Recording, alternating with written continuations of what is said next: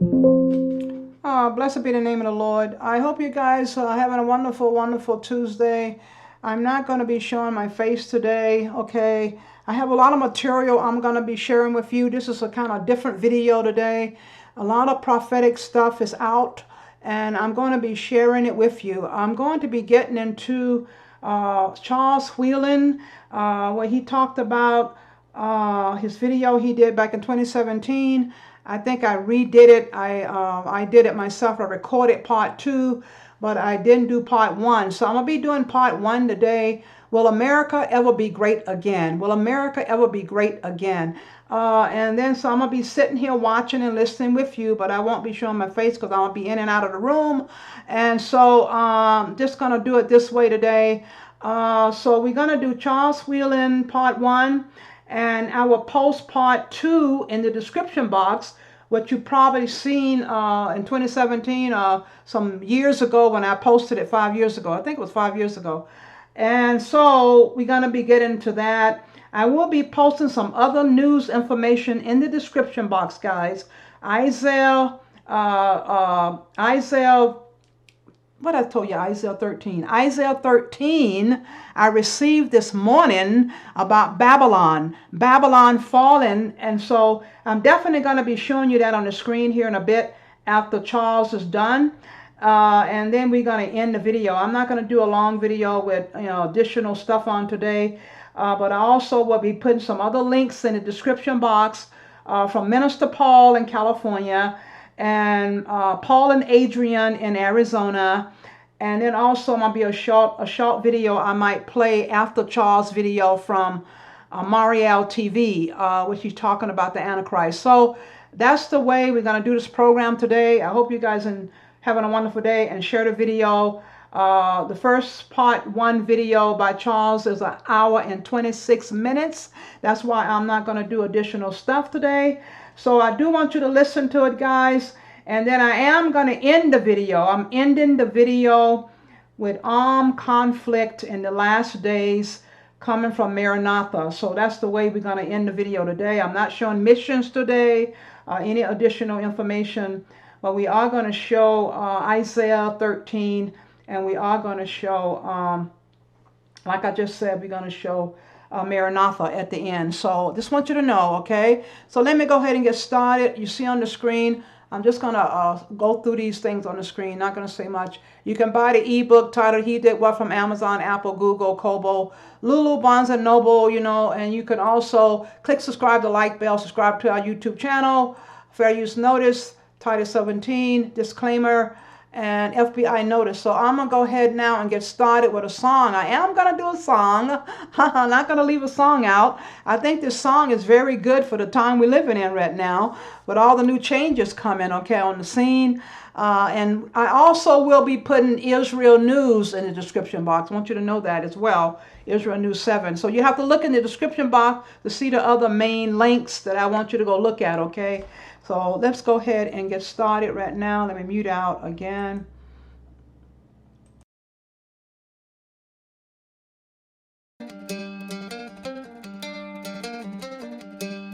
Back when the blessing was only a dream, oh, Father Abram was looking at me. I'm one of the many stars in the sky. Don't care if I stumble, I'm learning to fly. Children of Abraham, come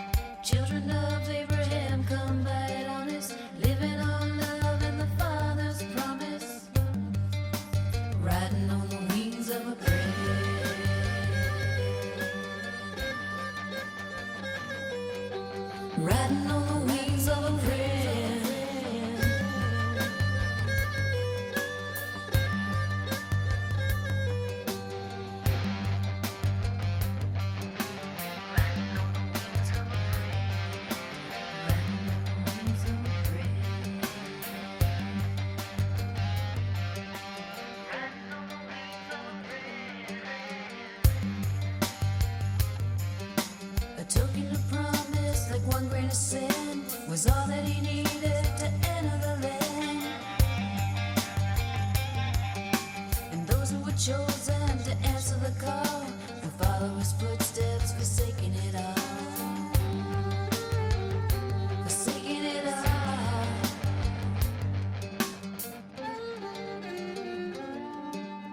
Children of Abraham, come by it honest, living all love in the Father's promise, riding on the wings of a prayer, riding on the wings of a prayer, riding on the wings of a prayer.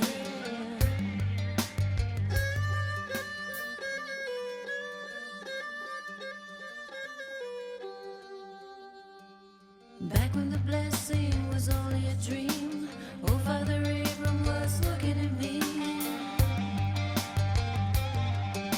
I'm one of the many stars in the sky.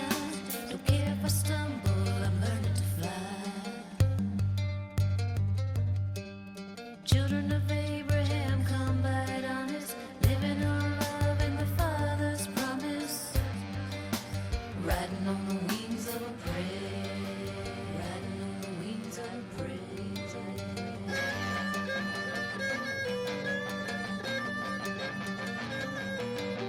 Riding on the wings of a prayer.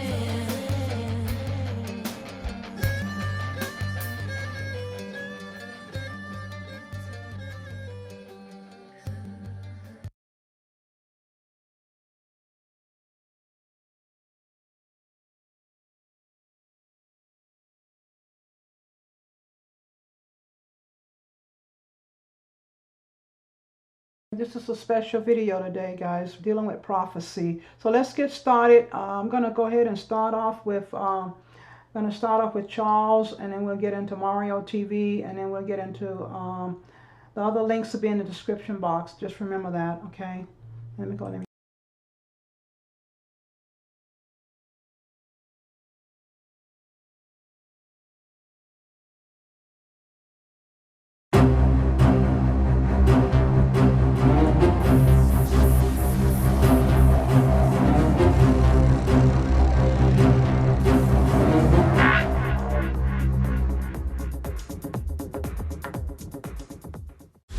For 46 years, I have been a student of prophecy, particularly Daniel and Revelation. I blame those 46 years on Seventh-day Adventists.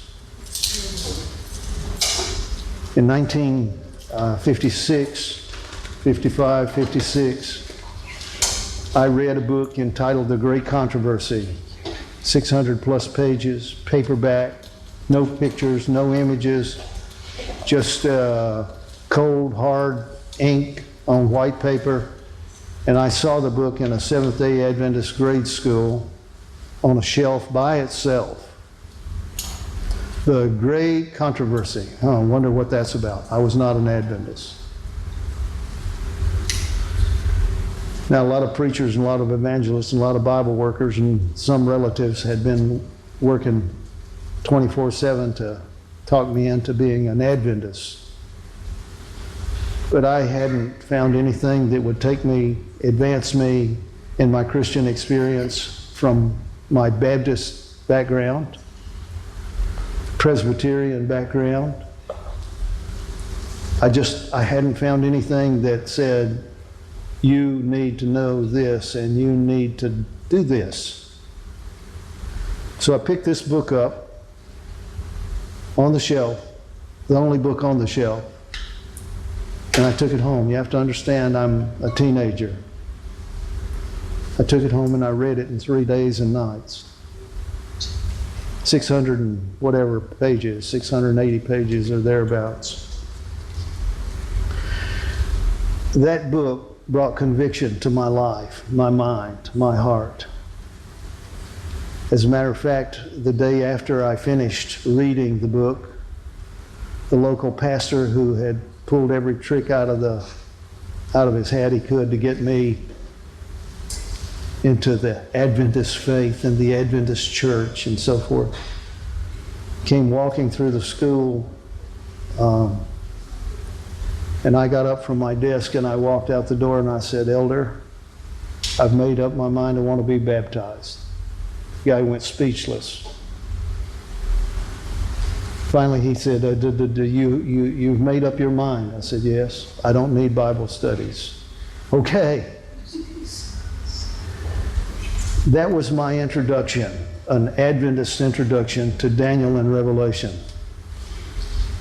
It's a long story even before that time in my life, but the images in Daniel of terrible beasts and terrible horns and all these kinds of things just gripped me in my imagination. What is this all about? Why would God put this kind of stuff in the Bible? And it's been a growing, progressive experience for 40 plus years. For 30 to 36 years, I have been urging friends like you from coast to coast and from beyond the coast and beyond and beyond and beyond. Hundreds of thousands of folk, I've said, the book of Daniel is for our day. Now you would think that would be good news, but there are a lot of people who are turned off by that. And here's why: because the church had its own definition, its own interpretation of what these images were all about. And I had to study, and I had to grow, and I had to pray, and I had to try, and I had to go down this road and sketch it out and back up and say, that doesn't work. There's something wrong here. And several years ago, actually 30 plus years ago, in Southern California on a Sabbath with 12 to 1,500 people present, I said, I want to open the book of Daniel, present tense, with you. And I got about 20, 30 minutes into the first presentation of the day, and 300 to 500 of the 1,200 plus got up and walked out. It was a shocking experience. I thought they would want to know what Daniel had to do with our day. But there are preconceived ideas and opinions. It's not unique to Adventists. People are resistant to change. I'm not. Now, if you believe that, human beings are by nature resistant to change. Why? Because we come into this world crying, screaming, kicking, and virtually our entire lives are spent trying to get security. We buy insurance. We make sure we eat the right food. We do all the things to make sure we are on solid ground. And then some preacher shows up and said, oh, you got it backward.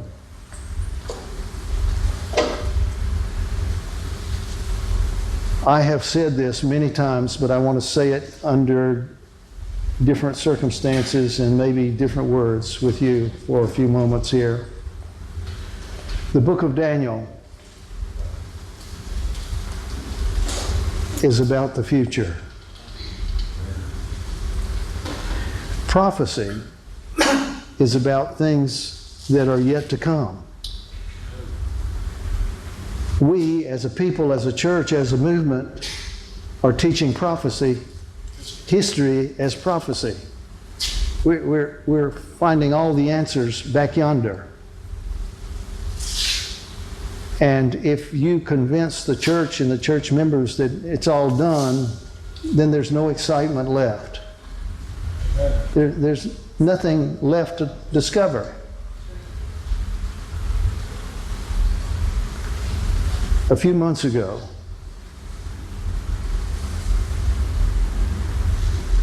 Judy was going through the first stages and all of these things that have happened in the last 6 to 8 months. Judy's going through the first stages, and I'm home. I'm not spending any time in the office. I'm home. And in between, bring me water, bring me my pill, bring whatever in between, I'm rereading Daniel.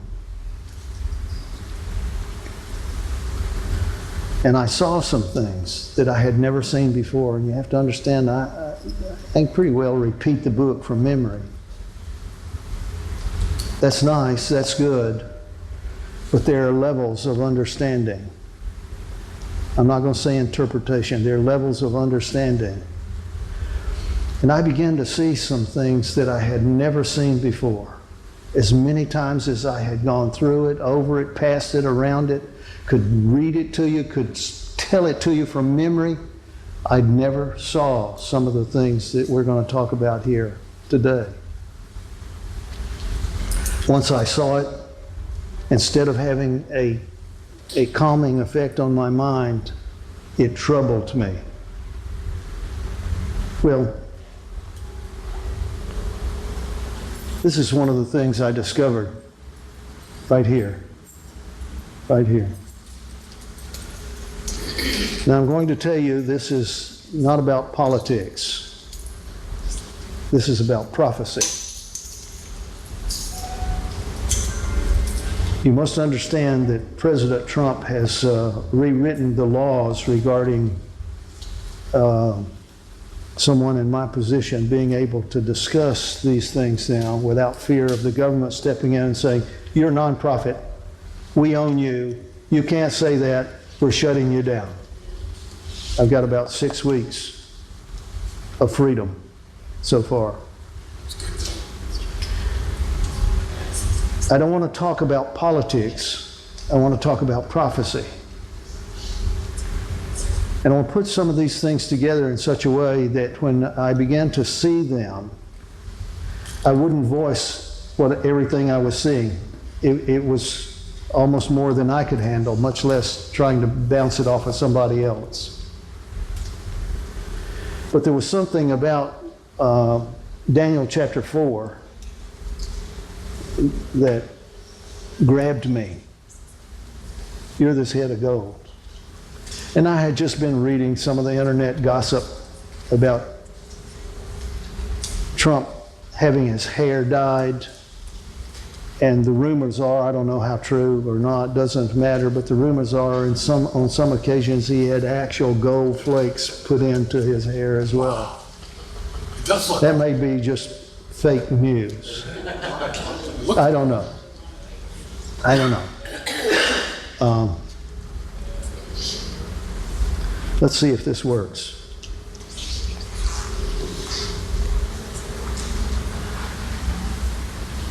These are the words of Jesus. Every city or house divided against itself shall not stand. Every kingdom divided against itself is brought to desolation. You and I need to get America in the crosshairs. We need to understand that there has never been a nation, there has never been an empire, there has never been a time in human history like this time, like this nation. We are the great nation.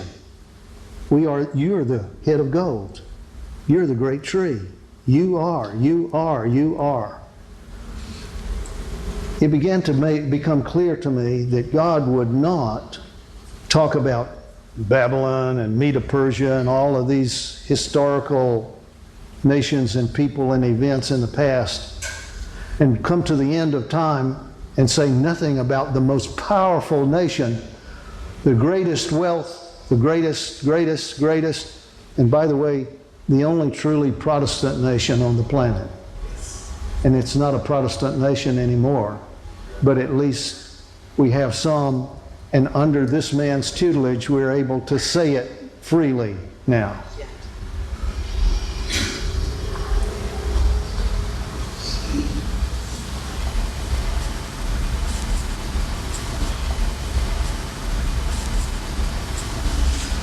No exceptions. I don't need to tell you that this nation is divided.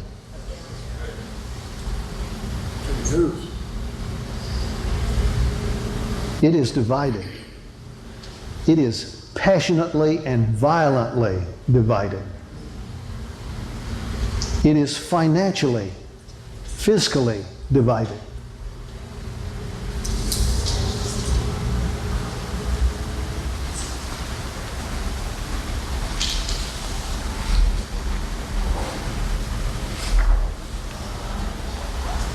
There are things that are coming across the evening news that just bring tears to my eyes. I'm watching the death of my nation. I'm watching the demise of the most powerful nation and people ever in history. And it is coming apart quickly. And it doesn't matter who says or tries to calm the waters, they're boiling. Every kingdom. Who said this? Come on. How many times did he say it?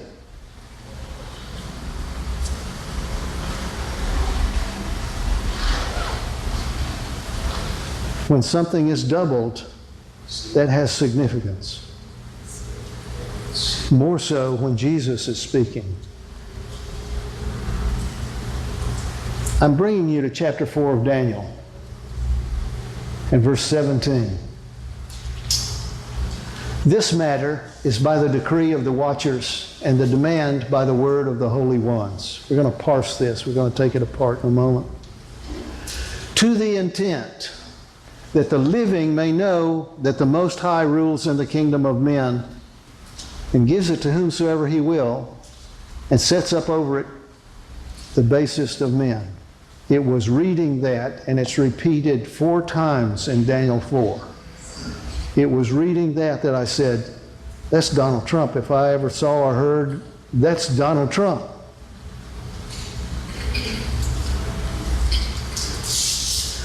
So let's parse this. This matter. What is this matter? First of all, are you aware who wrote Daniel chapter 4? Nebuchadnezzar. Was he a great Christian?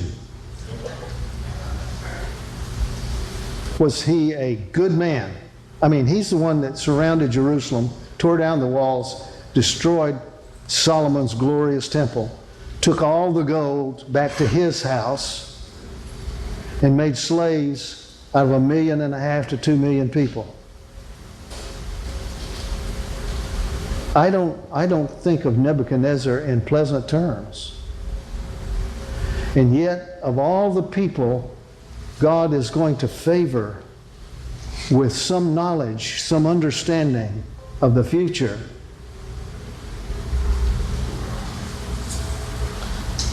he chooses Nebuchadnezzar. Makes no sense. Makes no sense. This matter is about the green tree, the great tree. And we're going to discover it's about the great tree and the guy who thinks he's gold from head to foot. This matter is by the decree of the watchers. Are you familiar with this term? These are the timekeepers. These are the clock watchers. The guys who came looking for Jesus from the east. They're watchers. We have seen. We watch the heavens. And all the things that we have heard about through our ancestors are taking place. Where is he that is to be born King of the Jews? There's a decree of the watchers. They're not down here like the wise men. They're up there.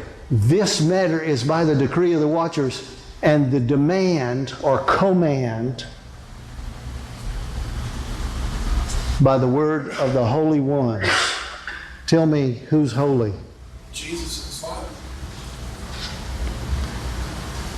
Is this plural or singular? Well, See, we read, but we just go too quickly through these things. The demand or command is the command of the holy ones. Follow me. To the intent, this is the purpose, to the intent that the living may know. Most High the Father. Why does it address the living? People living at that time. It's the people living at this time, to the intent that the living may know that the Most High ruleth in the kingdom of men. Now, we have to back up just a little bit right here. The disciples said, Master, teach us how to pray. Okay, this is how you pray. Our Father, which art in heaven. We're talking about down here, kingdom of men. Our Father, which art in heaven, hallowed be thy name. Thy kingdom come. From where? Thy kingdom come. Thy will be done. Where? Here we are. This is a pronouncement from heaven that the prayer of Jesus is going to be answered in time. The Most High rules not simply up there, but in the kingdom of men. Does it appear to you that God is always in control down here? Be honest.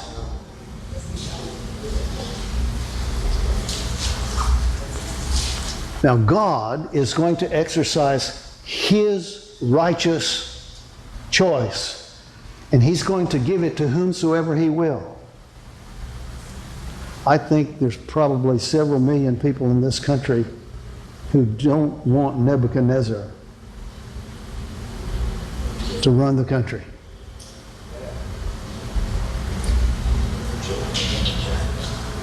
Now that's what we got. That's who we got. Because God says, I'm going to put the basest of men in control. You wait till we dig this one out. People despise. He's going to set up over it the basest of men. Way back. 1977, 78. First invitation that came, would you come talk to us about prophecy? This is what I drew on the board. One umbrella with a starting point and an ending point, and finally decided, this is 30, 40 years ago, finally decided that this is the 3.5 years spoken of in Daniel and Revelation. It's repeated and repeated and repeated. And so I fleshed it out like this, that this starts with the National Sunday Law. Now, I did not choose that. That's what occurred to me as a moving point, a transition point in end-time prophecy. Adventist version. I put National Sunday Law.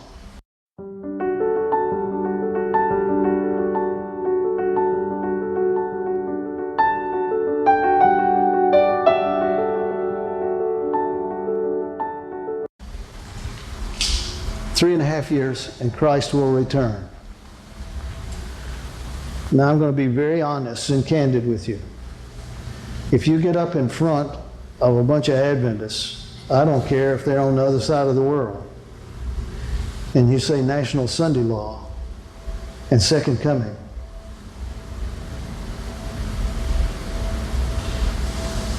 you've got the crowd. And the crowds were there. And the crowds listened. I'll tell you how it went.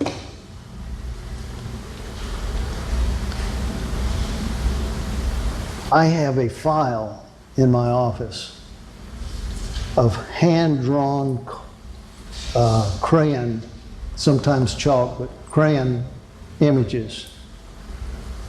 And virtually every one, I have a thick file of these. Virtually every one of them was handed to me in a seminar from New York to Sydney, Australia, to you name it. Was handed to me at the end of the day by a 5-year-old child. I drew this, and every one of these, without exception, is some guy standing up front with his hands up and a chalkboard in the background. 5 years of age.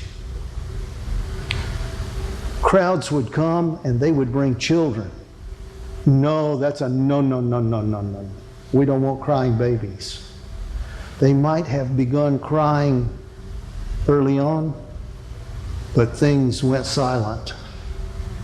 And people would sit for hours and hours and hours.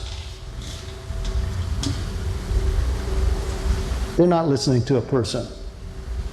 They're listening to a message that has something about it that strikes the heart, strikes the mind, and says, listen, pay attention. Now that's where I started, and things change. About 20 years ago, maybe 25 now, with more study, I decided that there would be 7 last years. And this was upsetting to some folk. You can understand why. I thought the world was going to end in 3.5 years, and now you're telling me it's 7. 7 last years, and of course, this made changes in things. So I'm going to back up, and I want you to see this. There was a transition. We went from 3.5 years to the possibility of 7 last years, including the 3.5 years. But we have to change the formula. And so instead of a national Sunday law, we discovered that the moed, do you know what the moed are? What that means? It's Hebrew, it means times and seasons. It means watchers, the stuff of watchers. The moed. We discovered that it has something to do with the daily to be taken away. And of course, the end is the end when Jesus comes to receive his own. We discovered that there was 1,260 days, 1,290 days, 3.5 years, 40 and 2 months. And what does all this mean?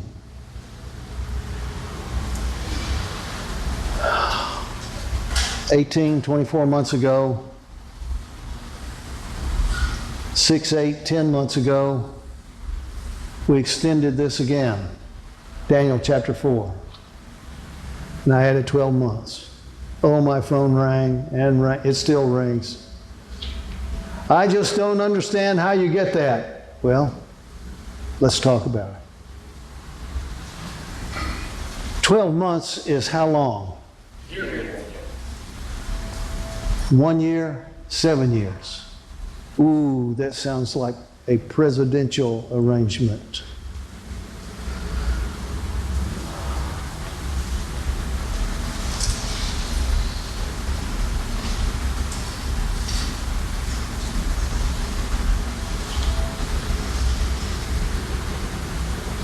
More recently, I have concluded that the 12 months breaks, where Jesus introduces the beginning of sorrows. See, the disciples came to him and they said, we're so proud of the temple. Look at it. It is glowing like a precious stone in the sun. Jesus says, it's coming down. Oh, no, no. Yes, it's coming down. And it will not just be an ordinary day when it comes down. Every stone you see is coming down, not one left standing atop another. So they said, this must be the end of the world. How can we know when this is going to be? Do you remember what Jesus said in answer to their question? Be careful, be aware. This is what you're going to see. This is what you're going to hear. There's going to be deceptions aplenty. There's going to be war and rumors of war. There's going to be famine. There's going to be pestilence, which is in the Greek plagues or plagues. There's going to be rampant deadly diseases, famine, pestilence. nation against nation and kingdom against kingdom. Now Matthew and Mark say, and there shall be earthquakes in diverse places. Luke went around and asked everybody he could find who had heard these things and repeated these things, and he said, I'm going to add a word. Great earthquakes. Not simply earthquakes, but great earthquakes. In many places, different places. So let's get on with this, and I want to remind you of Daniel chapter 2. Daniel chapter 2 is the first dream that was given to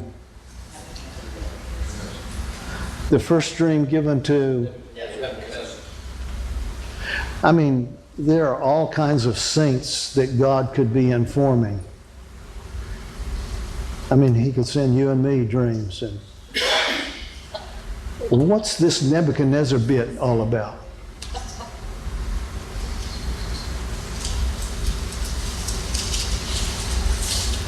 So Nebuchadnezzar has a dream.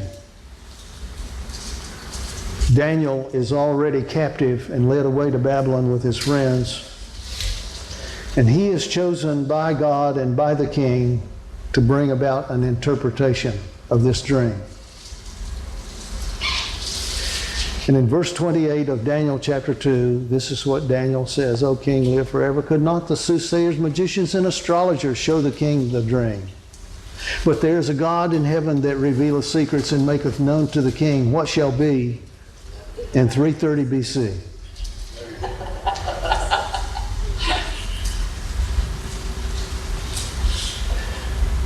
Are you listening? Just the language, just the context alone is all that one needs to know where this dream belongs. It does not belong to history. It belongs to the future. It is going to become present truth. That's how it's written. As a matter of fact, as you go through the book of Daniel, you will see present truth each time over and over and over again. Latter days. And finally, in chapter 12, which is the last chapter of Daniel's book, the angel Michael says to him, Daniel, shut up the words and seal your book even till it's locked up. It's sealed up. It may be read but not comprehended. That's where we've been. You, me, churches, that's where we've been. I believe that this guy with golden hair is an announcement to the watchers. To the wise, it says in Daniel 12. The wise will understand. In Daniel 2, you are this head of gold. But after you, you're not the end of this matter. But after you, another shall rise, inferior to your rule, your kingdom, your authority, as silver is inferior to gold. Would you like to see it? There he is, right there. That's an actual photograph. Gray hair. An insult. They don't put that on the evening news, by the way, right now. I want you to see something. This is the gist. This is the heart. This is the heart of the dream. You're this head of gold, but you ain't going to be around forever.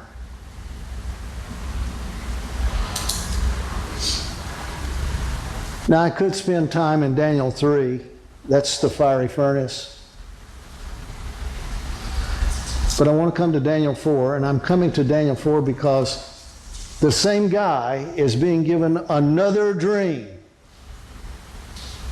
And it is so impressive it has made such an impression on him that he actually opens Daniel chapter 4 by saying, I'm writing this. I am addressing this to you. I am writing this.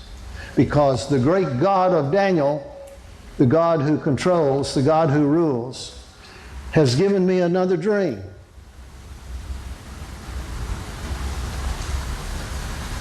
And there's a great tree. I submit to you that the head of gold, Babylon, represents the United States of America in the end. I submit to you that the great tree and the description of the great tree represents the United States of America at the end. You are this great tree. It spreads until it nearly fills the earth.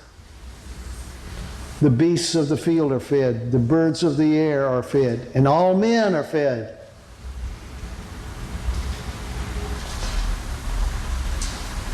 The great tree, you are this great tree, O king.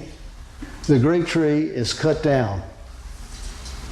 Now, according to the vision or the dream given to the king, it is at the end of 12 months that this tree is cut down. I need to back up and get the lion out of the picture. The great tree is cut down. What is the occasion of cutting down the great tree? What does it mean to be cut down? Cut it down. Cut off its limbs, its branches. Strip it of its leaves. Its fruit scatter.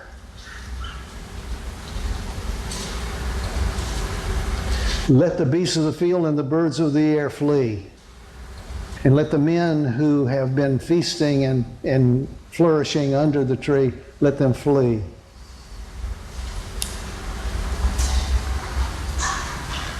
What was the occasion of cutting it down? Something happens at the end of 12 months. I was flourishing in my palace. And by the way, I looked up palace in the original right there. It says, the great house of the people. I was flourishing in my palace. And I said, is not this great Babylon? Let's make America what? Great.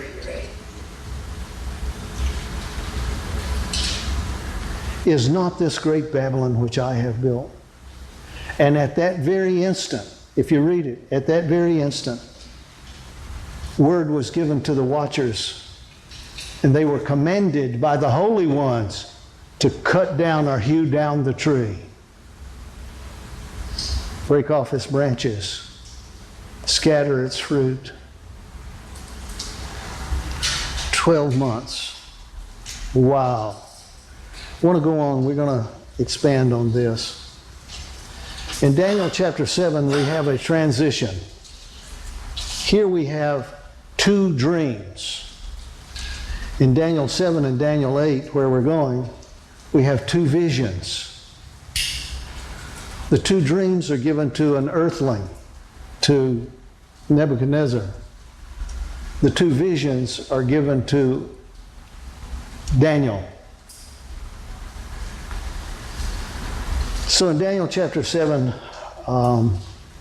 I saw four great beasts. I saw the four winds of heaven striving upon the great sea. Four beasts, four great beasts, diverse one from another, came up out of the sea. The first was like a lion with eagle's wings.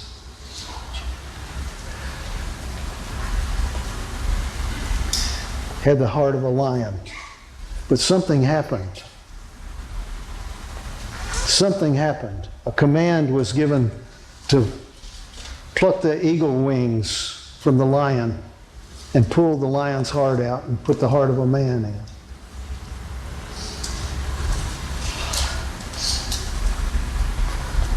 The eagle wings are plucked. The lion's heart is plucked. You can check that out in the original if you want, but it's broken, shattered, cut asunder. I submit to you that this and this and this are talking about the same power. And let's look at number 4. In Daniel chapter 8, we have the ram with 2 horns. And we've been through this so many times in the last 20, 30 years together. The ram with 2 horns represents, according to Gabriel, Iran and Iraq. Used to say Iraq and Iran. There was a time it was Iraq first and Iran second. But the second horn grows up, displaces the greatness or the power or the strength or the authority of the first horn. Still there. So Daniel sees in vision this ram pushing, bullying, and nobody can stop him. Somebody's feeding him plane loads of cash. Oh.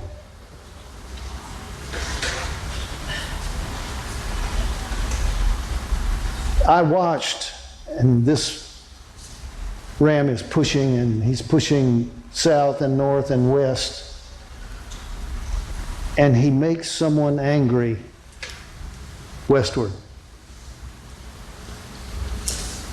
And what I saw, Daniel says, as he describes the picture, he says, I saw a rough goat. Some translations read a he-goat, strong. Well, how can we identify this rough goat? Well, first of all, he's in the west. And when he gets angered and comes, he comes across the face of the whole earth, and he touches not the ground as he comes. And on the side of his plane it says B2, you know. All right, I'm watching you, I'm looking for you. Let's go back to a fellow by the name of Joseph.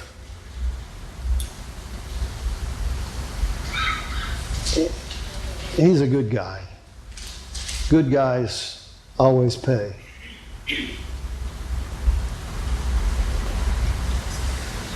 And Joseph paid for sins that he did not commit. I mean, he was foolish to sit at the breakfast table and tell Dad and his brothers, all of whom were older than himself.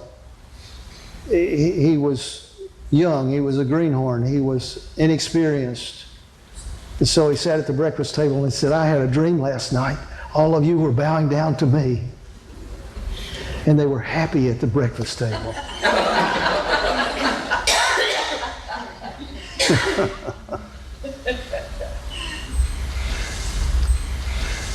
Now, all of this is played out as you keep reading the story. It's recorded in Genesis. All of this is played out. The brothers have gone off to take care of the flocks. They're way away from home. Dad wants a report.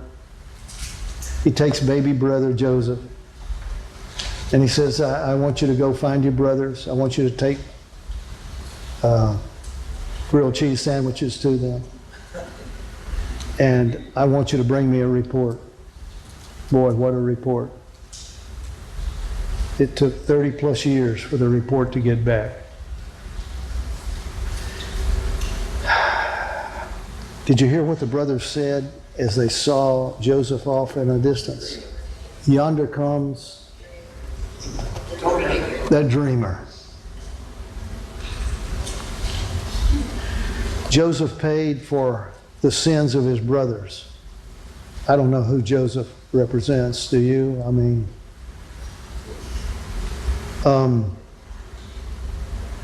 it appears that all is lost. As a matter of fact, the record is, and Joseph was 30 years of age when he began to serve Pharaoh.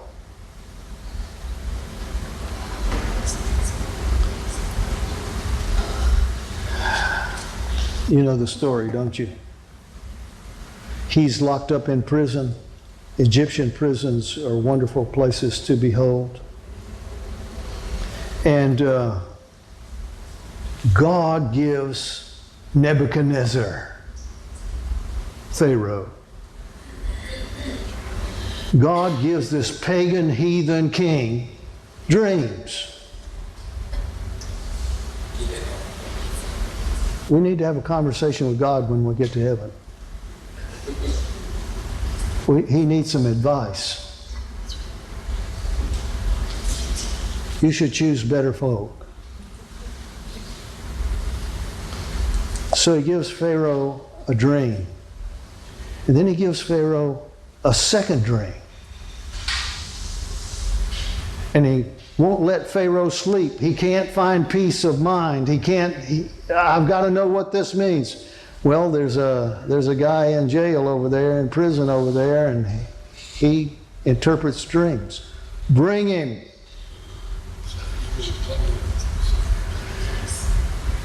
Now, the present end of that story is that Joseph explains to the king, you've had 2 dreams. And because the dream was doubled to the king, are you listening? Come on, I want you to finish the verse. Because the thing was doubled to the king, therefore it is what? Sure, it's certain. This is what I found just a few days ago. How many dreams? 2. How many visions? Double. Just double is enough. But double means what?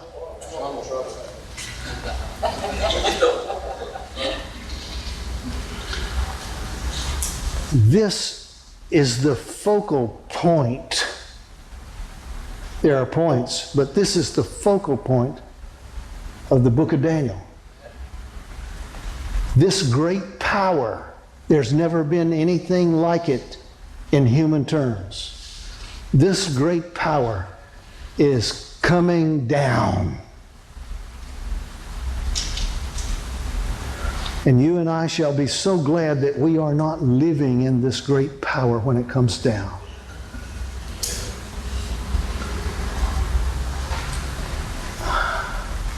From dizzying heights to groveling in the grass with the rest of the donkeys out there.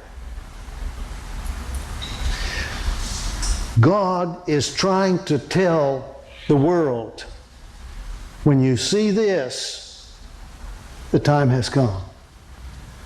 The time, I believe with everything in me that this time has come. We are weeks and months at best from the United States of America bankrupting. Now, we'll show you that in the noon recess. And it's not 1 or 2 people. It's scores of experts, historians, financial people, political powers. They're all saying, we're coming down. Why can they say that? Because the lesson of history is any nation, any kingdom, any house divided against itself cannot stand, shall not stand. It's a decree of the watchers and the holy ones. Now, one of the DVDs that I'm going to give you today is called The Blessed Curse. I shared it several years ago. That's the thing about this material. It's never out of date. The Blessed Curse. And when you get home, I want you to watch it. First one. The Blessed Curse. This is about to happen. So let's go on here. And I've introduced this section with this headline, Pure Guesswork. This is my disclaimer. Pure guesswork. Charles Wheeling discusses Daniel chapter 4, and at the time we're picking it up, there's only 9 months left until a collapse. Those 4 powers representing the collapse of the great power. In October, before the election took place, I came under conviction that I know who's going to win. The golden-haired kid. The non-politician politician. The billionaire. That's who's going to win. The guy with the head of gold. And the head is not just on the outside. It's what's inside as well.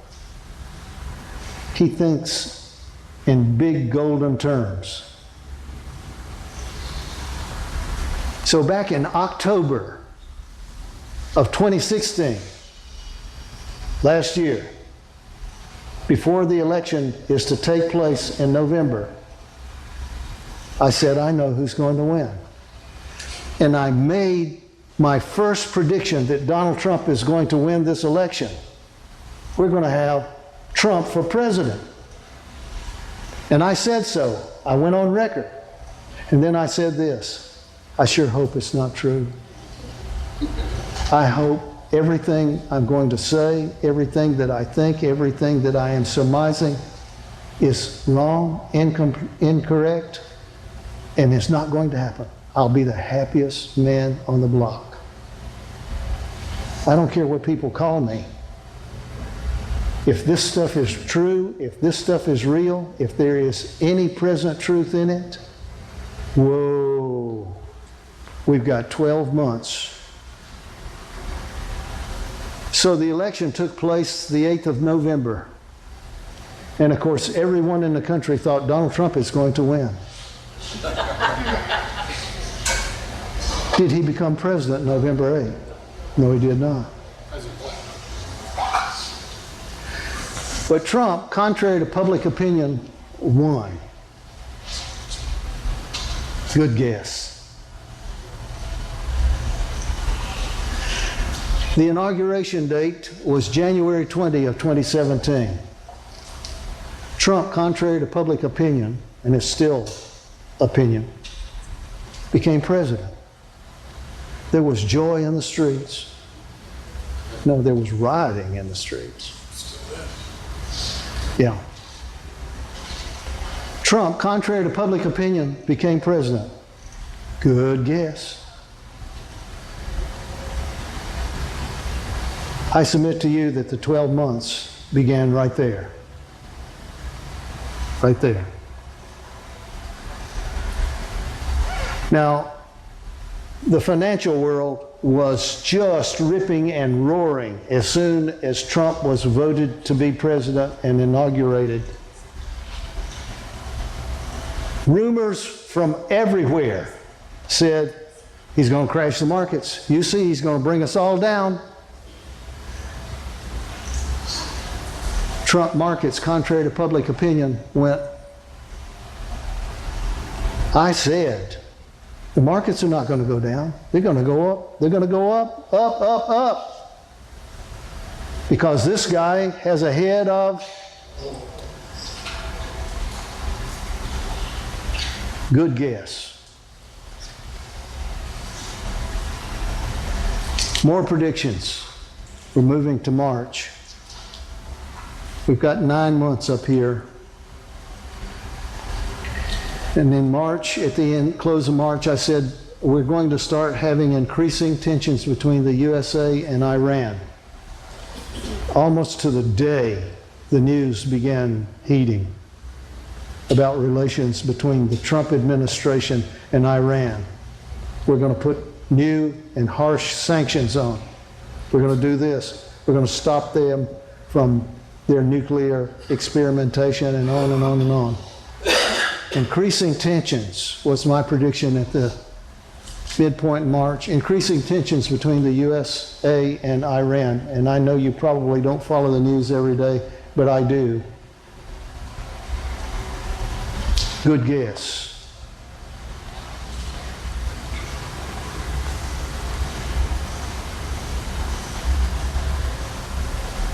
One, two, three, four.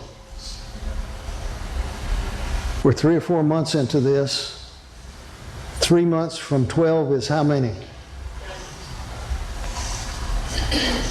So we posed the question in March, 9 months to go, is it possible that the United States of America, the mightiest, most powerful, wealthiest nation in the history of mankind, could be broke in 9 months? From March, we're going to drop 2 more months. We go May and June. Only 7 months until a collapse. It's a question mark.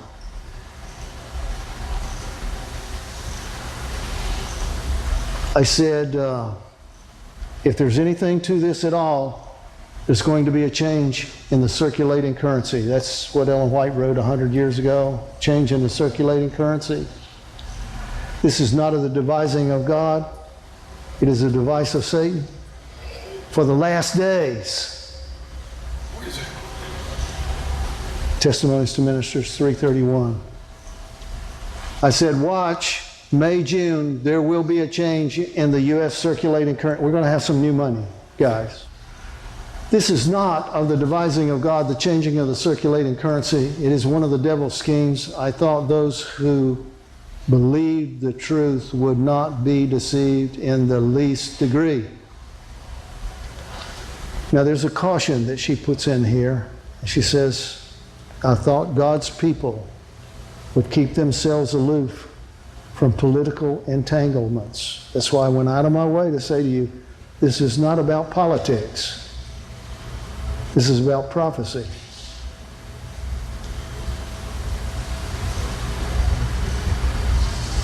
We have to be very careful taking sides.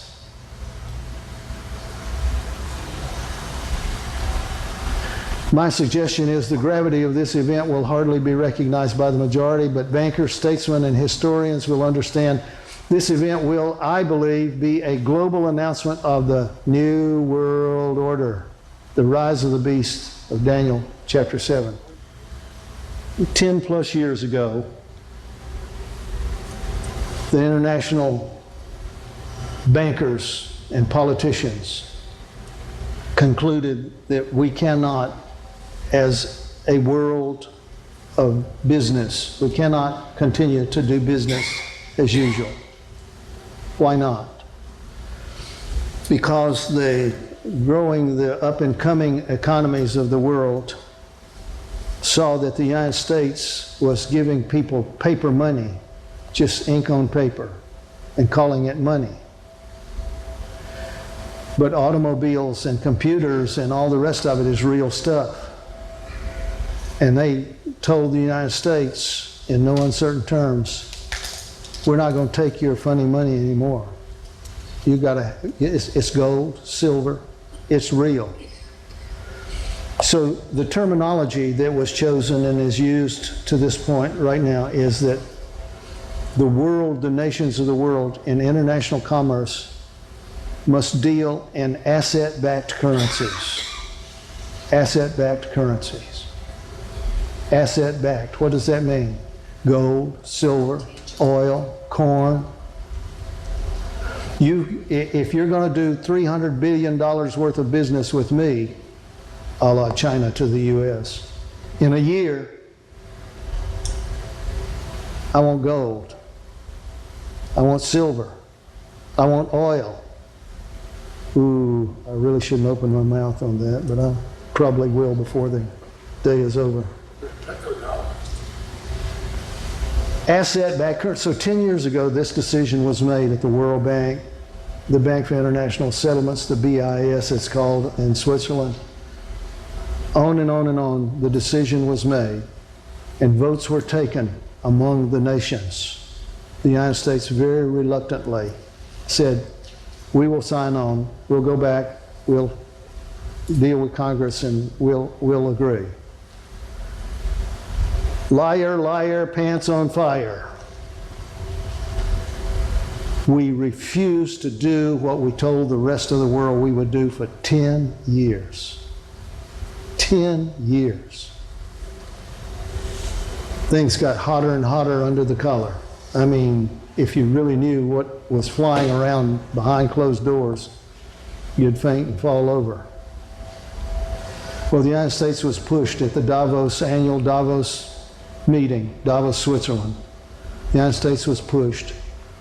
And to add to the push, they sent the Pope over here to speak to Congress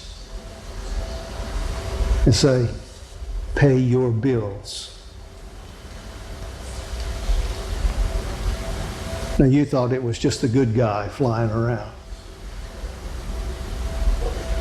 The world has united itself against us, U.S. Are you listening? They have told us in no uncertain terms, we're shutting you out. We're not going to do business with you anymore. You're talking Walmart.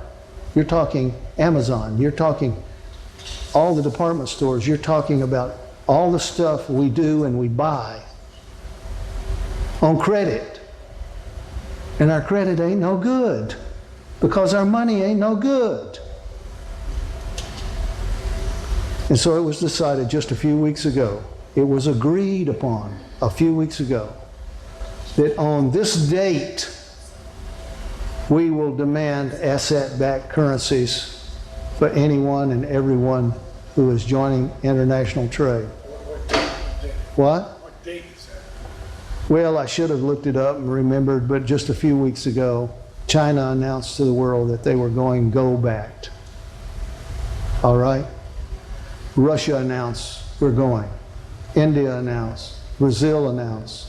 The BRICS countries announced. It's gone now. And the United States has to put up or shut up. The party is over.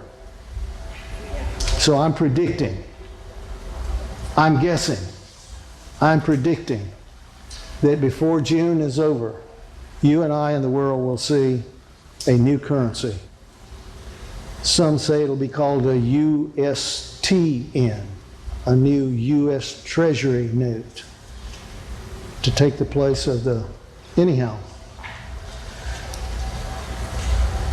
My prediction is that before May and June are over, there will be a change in the circulating currency. We invaded Iraq.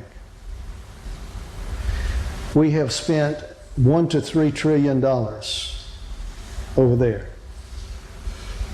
Still spending. We didn't have $1 to $3 trillion. But what we did was announce to the Iraqis that you've got oil in the ground and you're going to pay us back. You listening? You're going to pay us back for setting you free.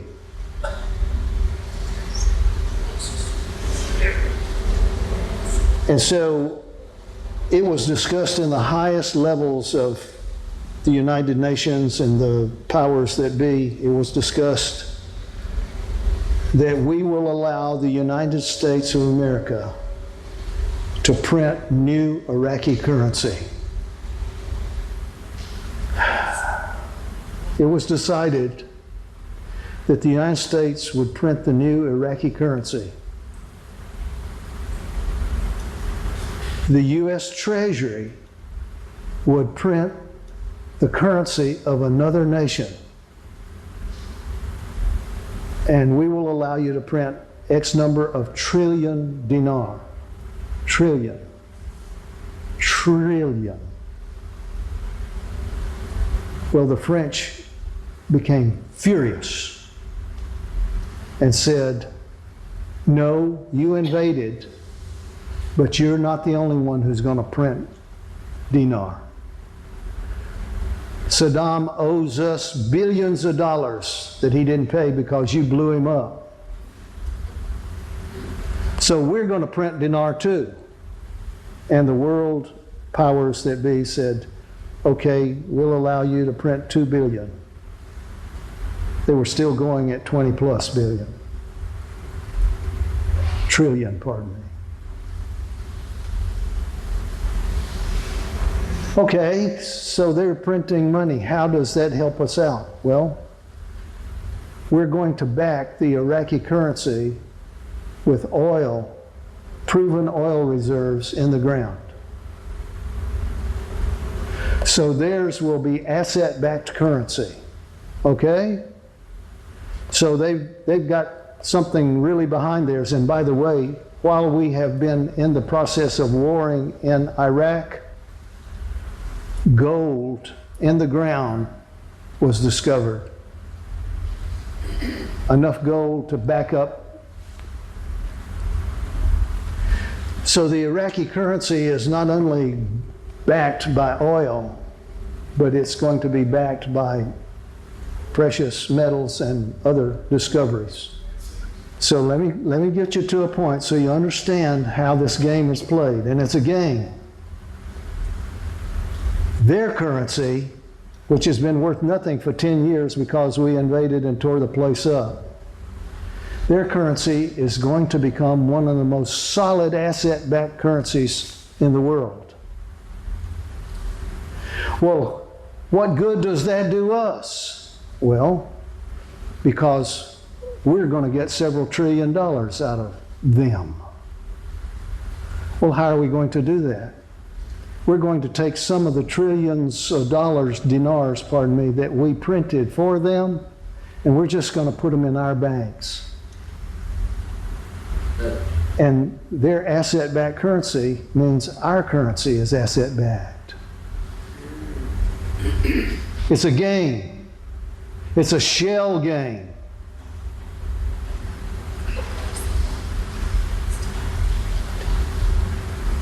So the Chinese 6 to 8 weeks ago announced to the world, our yuan, renminbi, is gold-backed.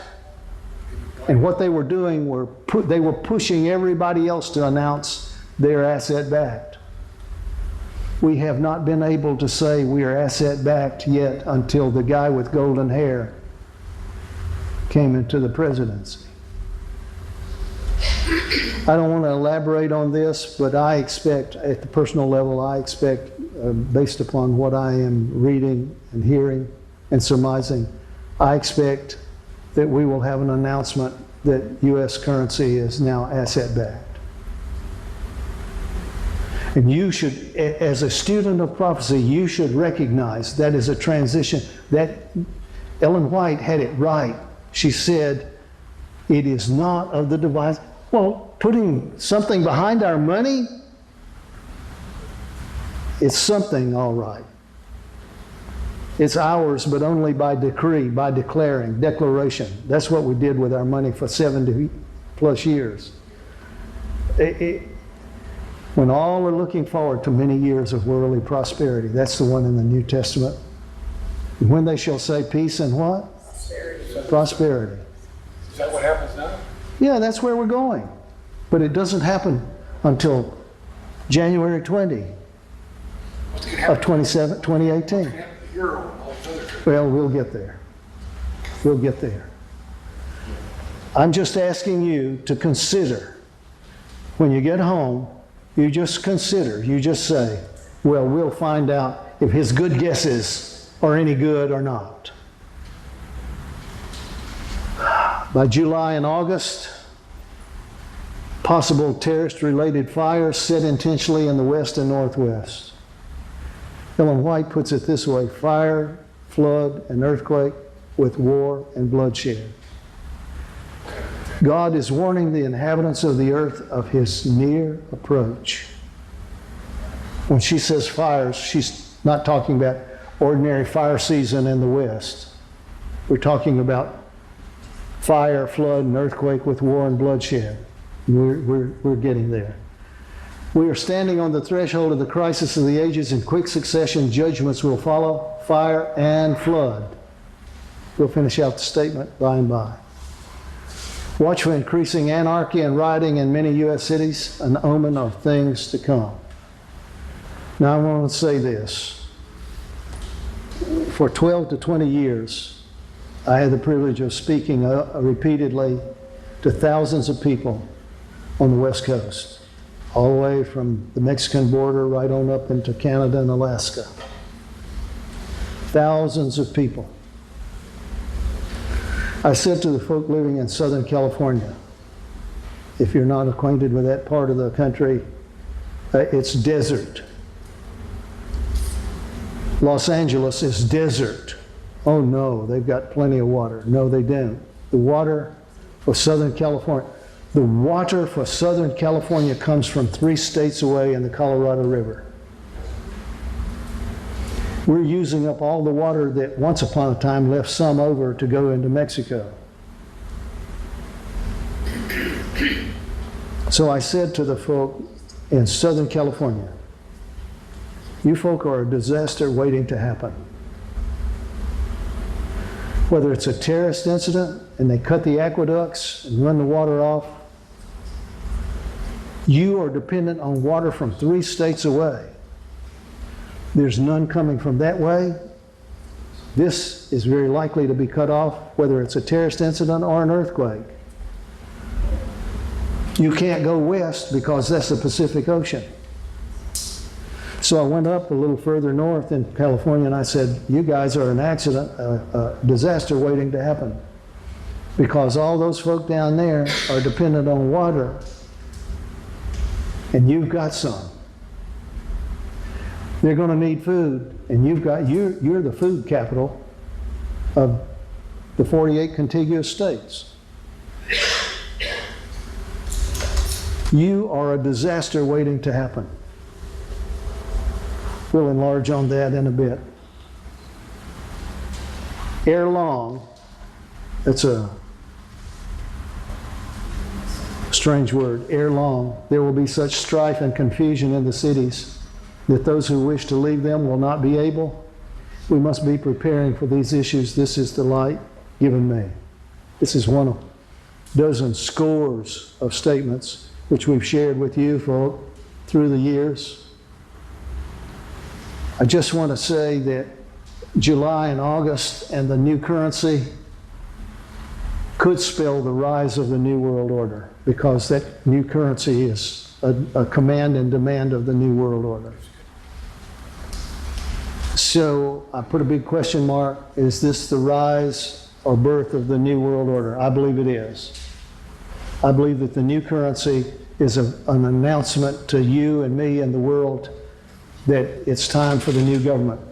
You see, President Trump said, we're going back out of this Paris Agreement. What is this climate thing all about? I'm not saying that there's no problem coming with the climate. I'm saying, what can human beings do about changing the climate of the world? Okay? It's redistribution of wealth. Now you got it. The whole thing is, let's create a crisis so great that we have to have a world government and we have to tax everybody on the planet. That's what this whole thing is about. It's also about the Sunday one. And Trump said, nah, we ain't gonna do it no more. Well, what is it he's saying no to?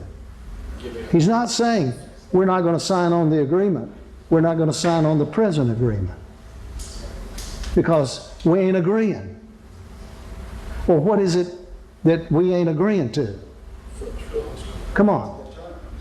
So the Chinese, who are one of the greatest polluters on the planet, what are they going to pay in the next 10 to 20 years? Nothing. What about India? What about Brazil? What about all these other countries? So we have decided, you got money, you pay. You American, you pay. And so we're supposedly signed on by the previous president for 25 billion plus. That may just be starters. Okay? It's a global tax arrangement. And we're paying the bill.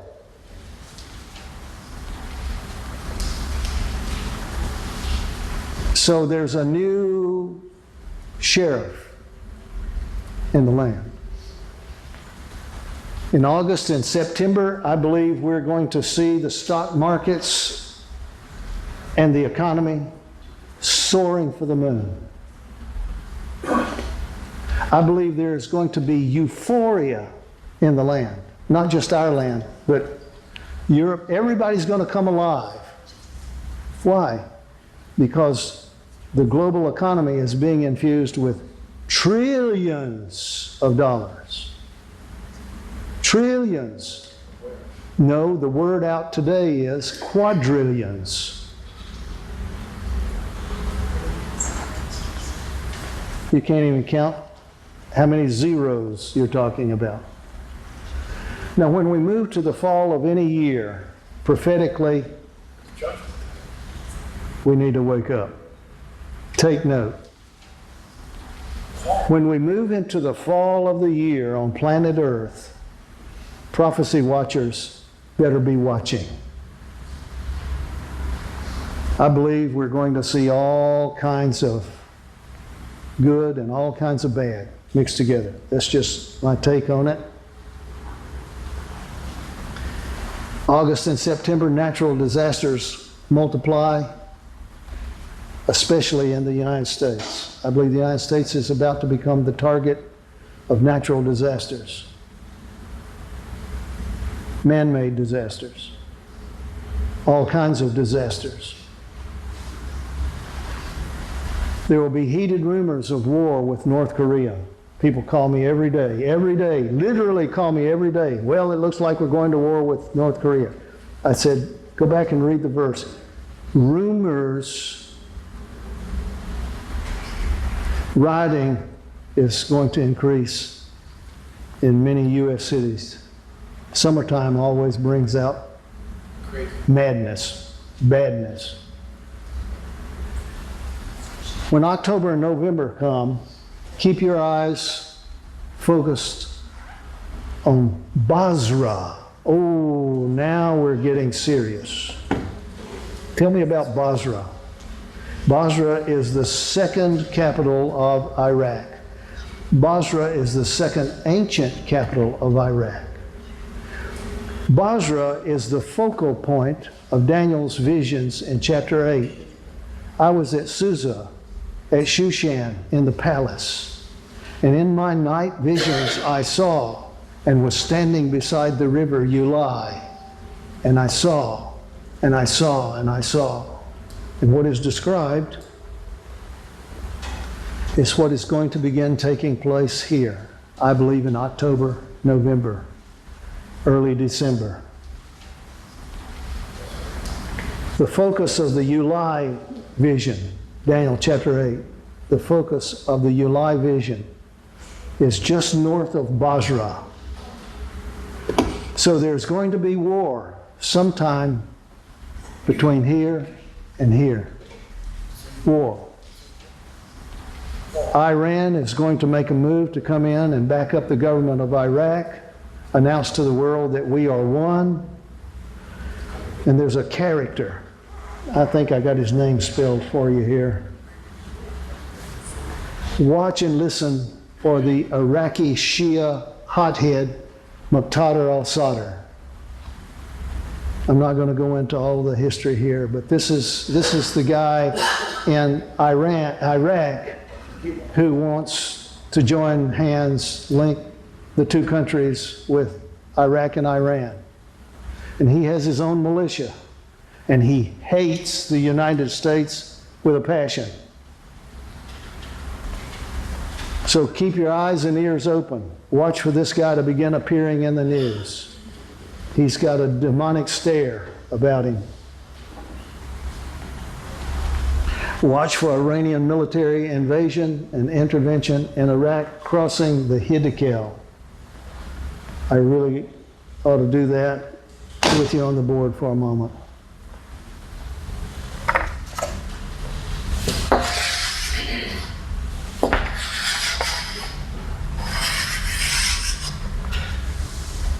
This is the Euphrates River.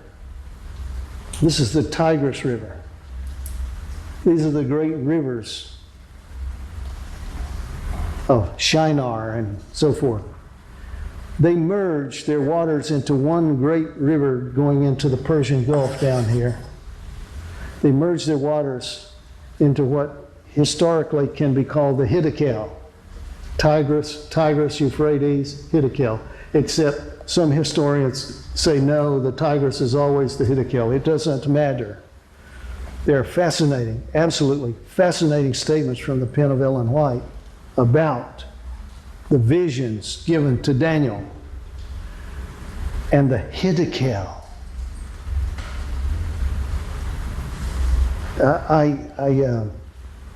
I don't have good feelings when I think about how Adventists of all the people who need to be plumbing the depths of these prophecies and sharing them with the world. They can't even share them with one another. Now here's the YAH. The modern name is the Cañon River. It's not a great river, but it pours its waters into the Hiddekel right here, and Basra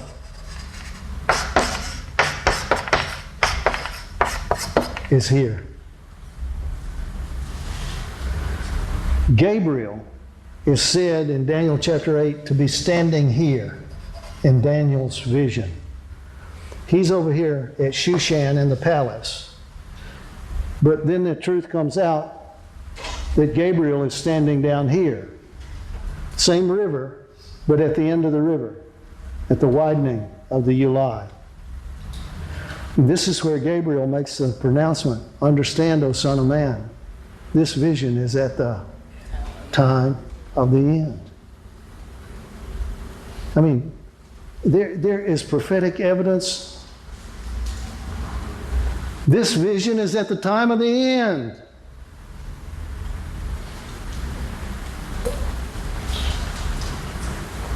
That's what the 2 dreams and 2 visions are all about, the time of the end. In December, it could happen in November, but I think it's more likely to take place in December.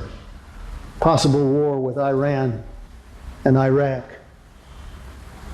And of course, we're not going to just go.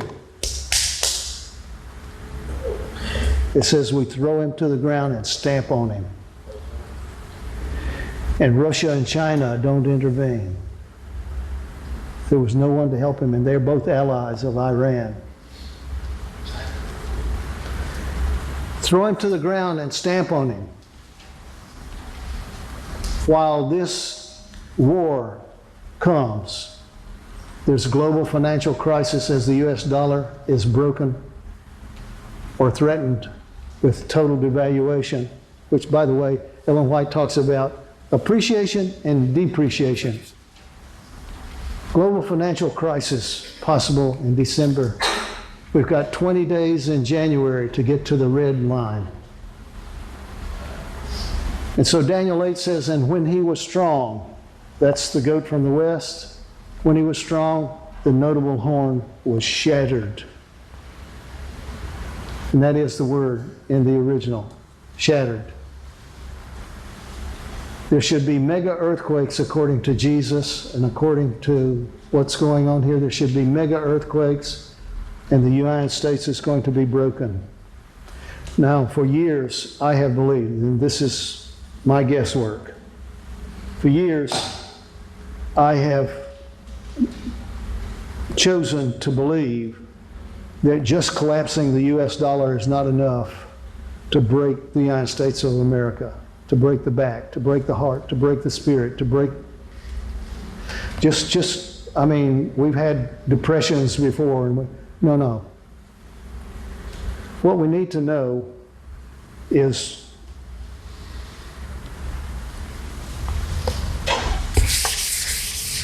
you know that's Florida, you know it is.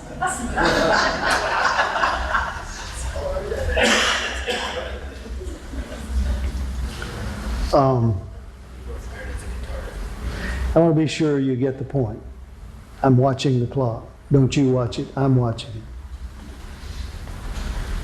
it. Down here in California, right on the Mexican border, right here, there's a place known as the Salton Sea, S-A-L-T-O-N, the Salton Sea, and it's man's stupidity and engineering that has created this destruction. But anyhow, there's the Salton Sea. The Salton Sea is there because there's a tremendous earthquake fault line that joins other major fault lines right here, just over the line into the U.S. For the last 18 to 24 months, there have been flurries of quakes in the Salton Sea. Now, to have these mini quakes and flurries of them all coming together. For years, it was decided that that's good because that's letting the pressure off of the big faults. And long as we, no. It has since been discovered that these are not releasing pressure. They are putting pressure, placing pressure, building pressure on the major faults. Now the fault here is the San Andreas.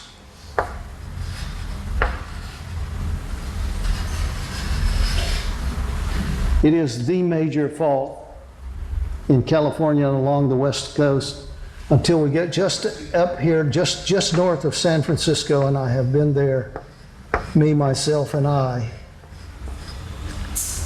William Record, on one of the cameras there, knows all about the place where this great fault running through San Francisco Bay, just north of San Francisco, parts company with the land and goes out into the Pacific. Breaks itself into two evil heads.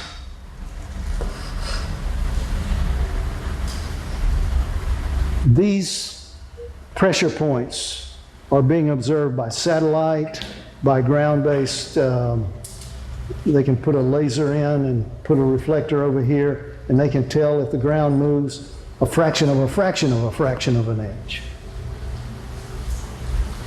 And when they see a shake down here, way down here on the Mexican border, and within a few hours they see the tremors coming up this fault line, they say, "Ooh, this is not looking good."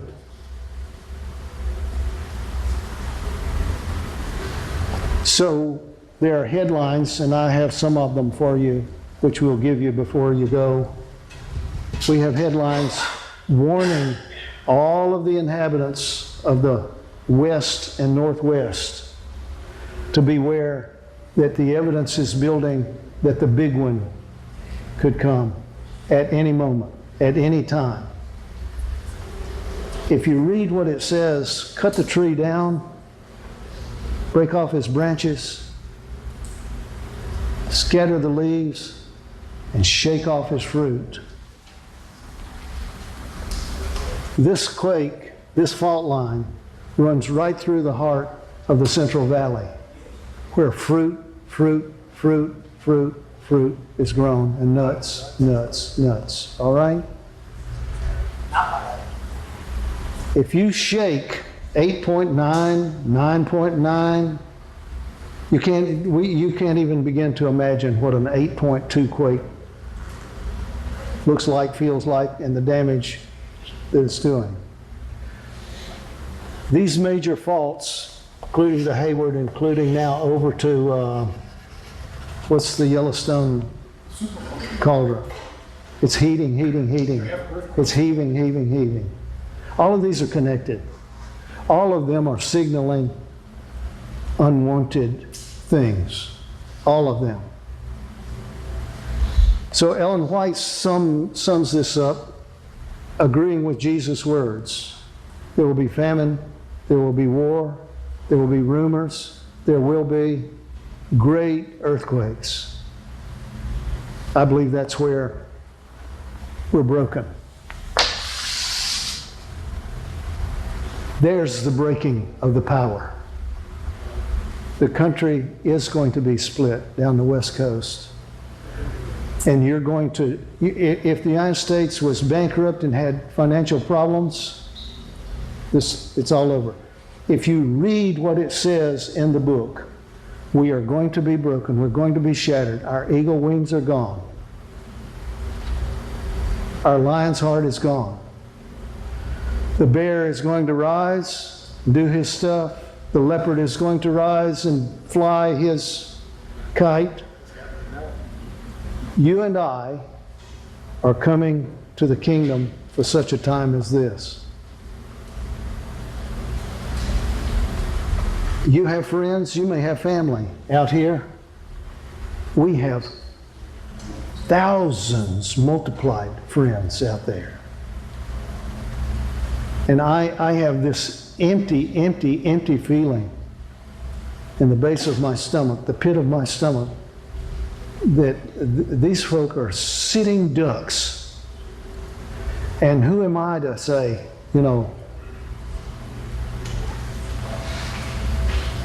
where do you run? Where do you go? Ellen White makes the statement time after time after time, we should be preparing for these issues. So this is how I want to try and put this together if I can. The Los Angeles Times, that's the banner. June the 14th. What's the date today? Los Angeles Times, June the 14th. Signs of past California mega quakes show danger of the big one on the San Andreas Fault. I'm just going to read just a few lines right here. This is pages and pages. You can go online, look it up, and really see they have these images in color and moving and showing you how the pressure is moving along the faults and who gets it first. For example, if you're in the Loma Linda area, okay? The quake's going to start down in the Salton Sea at the base. That's the place that the quake's going to start.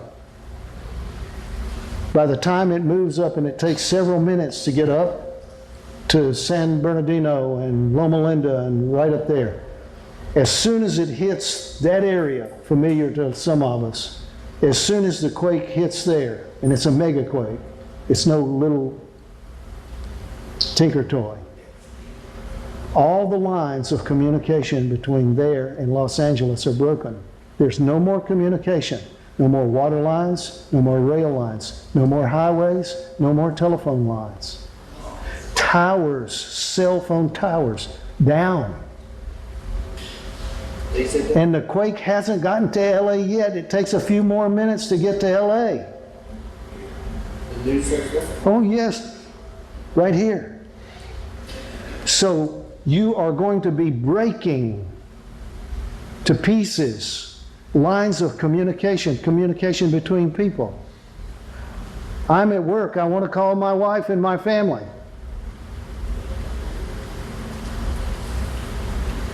I need water in my house.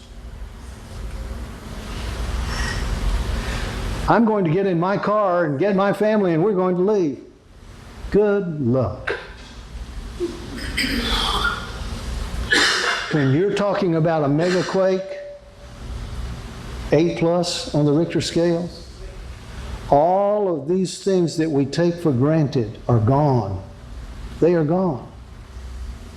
Some estimates are that if a super quake like this occurs along the West Coast, there'll be 100,000 people die. It started 1 million. It's 20 million last year. I'm not going to read all of this. I'm going to challenge you to go online and read it.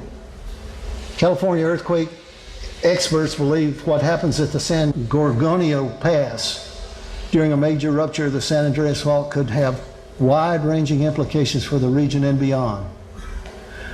They worry a huge quake could sever lifelines at the pass for weeks or months, cutting Southern California off from major highway and rail routes as well as sources of power, oil, and gas.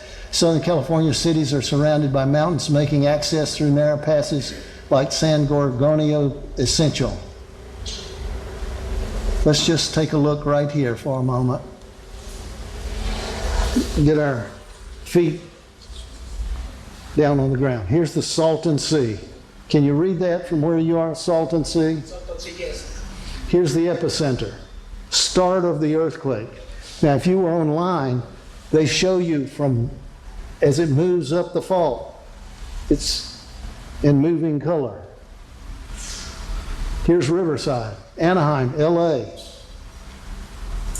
It's going to break out here, San Bernardino, Loma Linda. This is the breaking point. The large epicenter. Why? Because there are 3 to 5 major faults that come together right here. And we're going up the San Andreas up through the middle of the Central Valley. parts of it over into San Francisco Bay. I'm just going to scroll right here. Here's one offset of the San Andreas. 35 feet when the quake rumbled. It shifted 35 feet from here to there. Moved. Now this is 2 slides that if you were watching online, this is the quake moving up, heating, breaking. Here it is making its way all the way across. That's not only the movement of the quake, but it's showing you, yes, it's showing you how far reaching the shaking is going to do incredible damage. Just everything down. Brother Wheeling, every time you come, you bring us bad news.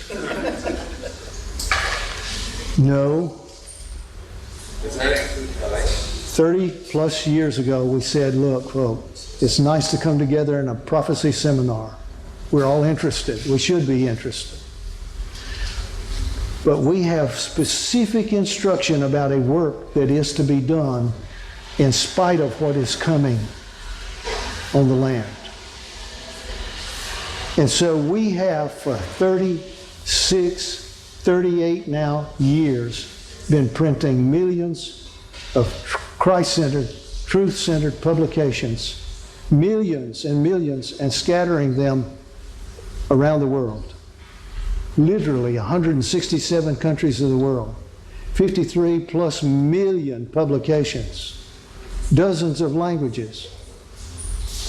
Now I'm praying, please listen, I've been praying for 5 years now. I'm praying that when this currency reset occurs, God is going to give us millions of dollars to print hundreds of millions of publications. It looks possible. It looks possible. Did you hear what I said? Hey, with God in it. Lord, we need a break. We need to be refreshed here for a little while. We need to set our minds on more mundane things for a little while. We need the presence of your Spirit. Jesus said, where 2 or more are gathered in my name, I'm there. We believe that. I want to thank you for these folk who have come today. Bless them. Bless us. Bless our families. It's time for you to work, O Lord. It's time.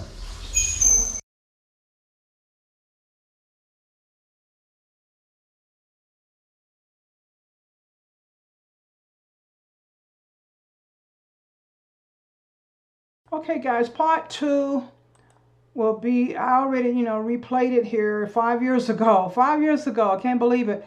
And he thought this was going to happen in the time, 2017, but it's happening right now. It's happening right now, guys. So that's why I say when people say, oh, people are false prophet, we don't know. We prophesy in part, know in part. We don't know all the details of everything, the date, the time, and he don't go into dates. But he saw this coming for America. And so I hope you guys will go look at the other part 2. I played it on my channel already 5 years ago. I may have to come back and play it again. I think I might, but not today, okay? Part 2, will America ever be great again? We got a lot more information in that part 2. That's why I think I did part 2. I didn't do part 1 from the beginning. And so now I'm going to go on over here and let you hear something coming from Moriel TV. A real short message, and then I'm gonna get into Maranatha, and that'll be it, really. And I'm not gonna get into missions today or anything, but I am gonna end it with the prayer. Isaiah 13 that I received today, and I would dig it up down here and just put it on the screen for you guys to look at. But I'm just gonna scroll it down and let you look at it, and then maybe when I come back, I might get my husband to read it. But it's a very, very powerful scripture coming from Isaiah relating to Babylon. Babylon, what's going on right now. So let me get on over here now and get into Moriel TV and then Maranatha, and then I will show Isaiah 13 at the end of the video, and then I will just exit out, okay? So I'm going to go ahead and do that now. Let me go ahead and mute out here again.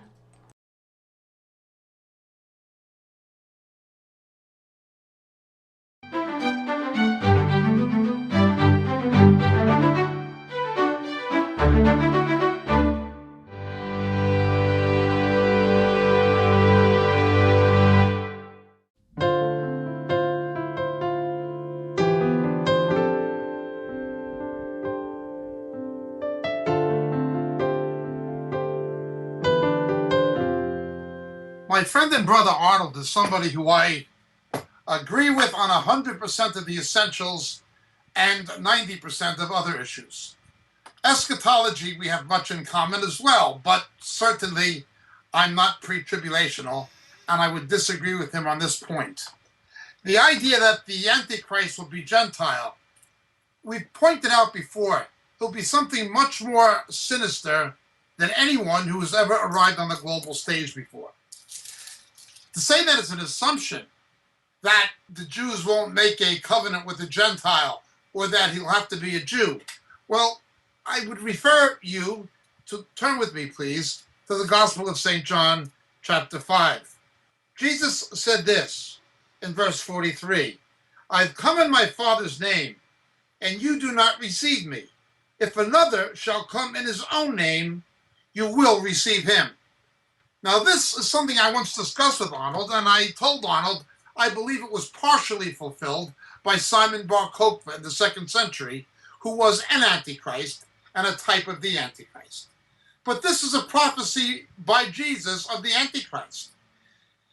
If another shall come, him you will believe. They're going to believe he's a messianic figure. For that to happen, he must in some way be Jewish. I've also pointed out in our teaching on Herod the Great that when we understand Revelation chapter 12 in light of Daniel chapter 10 and 11, particularly chapter 10, with the beast has 7 heads, that we have a pesher interpretation of Matthew's nativity narrative in Revelation 12, where you have a Herod-like figure trying to kill the baby coming out of the woman so he can retain power.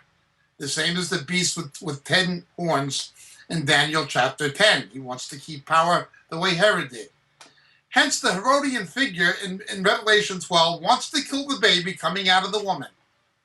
And when he fails to do it because the baby is harpazo, raptured, it's actually harpazo in Greek, he makes war with the woman and the rest of her offspring. After he becomes enraged with the woman, he makes war with the rest of her offspring, as Herod the Great did when he killed the male babies under 2 years of age in Bethlehem. It plainly replaced the nativity narrative, what Herod did. We cannot build a doctrine on type, but typology illustrates doctrine. Herod was the king of the Jews. He did not want another king of the Jews, the Messiah. He was the king of Judea. Now, in my book, Shadows of the Beast, we go into this at length. Herod was an Idumean. He was an Arab. The Idumeans were people from Edom who were conquered by the Hasmoneans in the intertestamental period and who settled in an area of the Negev where Herod built some of his hiding places. Not the Herodian, that's near Bethlehem, but certainly Masada, places like this. He was an Idumean. In other words, he was an ethnic Arab through his parents. Secondly, by religion, he was a Jew and accepted as a Jewish king even by the Jews. Thirdly, he was a Roman and accepted by the Romans as a Roman. The Romans normally put proconsuls, people like Pontius Pilate, as governors of protectorates or colonies. But they used Herod because they considered him to be one of them.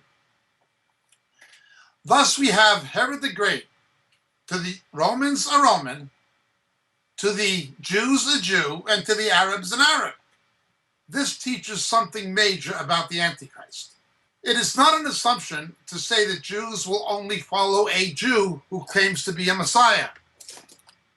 Antichrist always imitates Christ in the sense of trying to counterfeit him. We see that in the book of Revelation, Jesus returns on a white horse. So therefore, in chapter 6 of Revelation, we see the Antichrist coming before him on a white horse. Antichrist will attempt to counterfeit the millennial reign of Jesus, telling people he's going to build a better world. Again, this is very much in the character of what Herod the Great did concerning his expansion of the temple. The Antichrist will do the same thing concerning the temple. We explain this again in the book Shadows of the Beast. But let's go even further with this. If another comes in his own name, him you will receive. Now Jesus was making it clear, you don't receive me as the Messiah. But if somebody comes in his own name, him you're going to receive. This is a direct prophecy about the Antichrist. I agree it had a partial fulfillment in historical figures, such as Bar Kokhba. But even Bar Kokhba was not universally held to be the Messiah. He was proclaimed to be the Messiah by Rabbi Akiva, but he was not universally held to be the Messiah. There was a large Jewish diaspora at that time. And not all Jews followed Bar Kokhba. Some did not. He actually, according to Yigal Yadin, could be quite a brutal person, and there were those who didn't like him. He once kicked a 90-year-old rabbi in the head and killed him, according to Yigal Yadin, the Israeli general and archaeologist who wrote the definitive book on Bar Kokhba. So, looking at John chapter 5, verse 43, bearing in mind the Antichrist will counterfeit Christ, I would have to conclude the Antichrist will in some way, one of these two beasts, certainly, Antichrist, will have to be in some way a Jew and seen as a Jew. Now that does not mean he's not a Roman. Paul was a Jew who was a Roman. Herod was a Jew who was a Roman. It's not to say he's not a Roman, but it's not an either-or situation. It's an inclusivist situation. Now, again, I'd point out, I like Arnold very much personally. I agree with almost all of his teaching. But on certain points of eschatology, we do differ. And on certain points of interpretation of the book of Hebrews, we do differ. Yet, I overall recommend his ministry. I'm not in any way critical of him, or I have no problem with him expressing his view. It is simply a view that I think can be and should be debated. I think it is not fully accurate. He's right when he's saying that the Antichrist will be a Roman, but he's wrong when he's saying that that means he will not be in some way a Jew. Thank you so much for your question. My name is Jacob Prasch. God bless.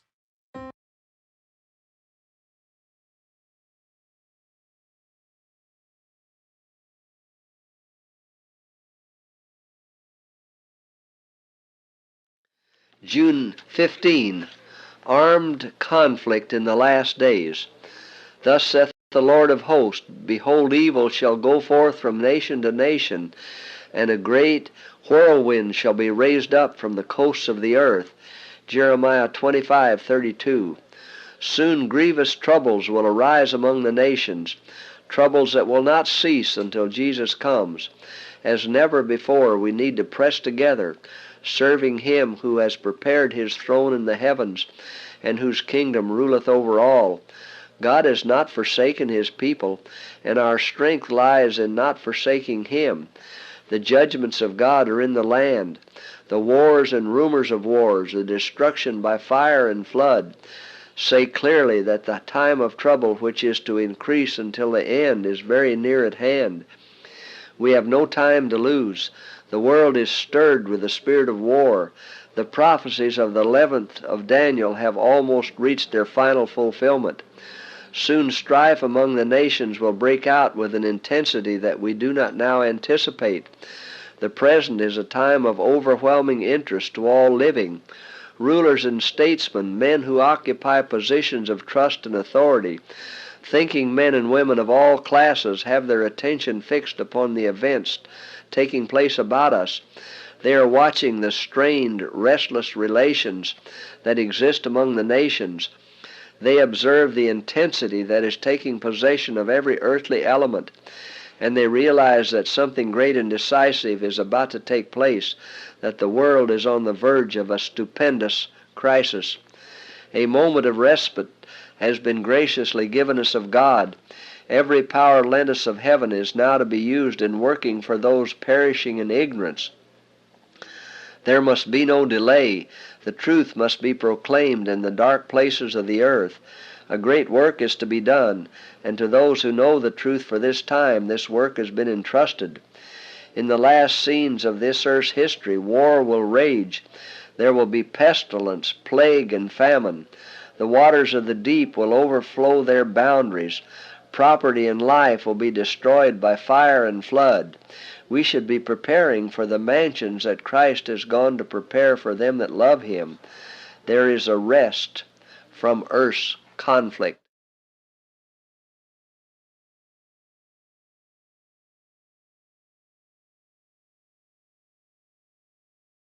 Okay, people, I'm going to end now. I definitely want to remind you to go to the bottom of the page in the description box and look at other links relating to what's going on in today's prophecies and news, okay? When I come back again, I'll be normal, you know, I'll be news and do all the stuff we normally do. But this is a special video on prophecy. So I will be putting those links in the description box. I told you some news from Israel News 7, Minister Paul and Adrienne, and I think part 2 of Charles Whelan that I just showed on the screen. We do part 2. I put part 2 link in the description box, and then some other links, maybe a few more links, other links I might post down there. So I just want you to be aware of it, because we just watching and praying. A lot of things going on, and so I'm gonna go ahead and end the video now with this message coming from the judgment of Babylon. And I don't have time to read it, guys. I don't, because time is almost to the top of the hour here. So I'm just going to scroll it down and let you look at it. And you can go get your Bibles out and look at Isaiah 13. Very important for today's message about prophecy and the judgment of Babylon, okay? So I'm going to scroll it down really slowly, because I really am about to run out of time here.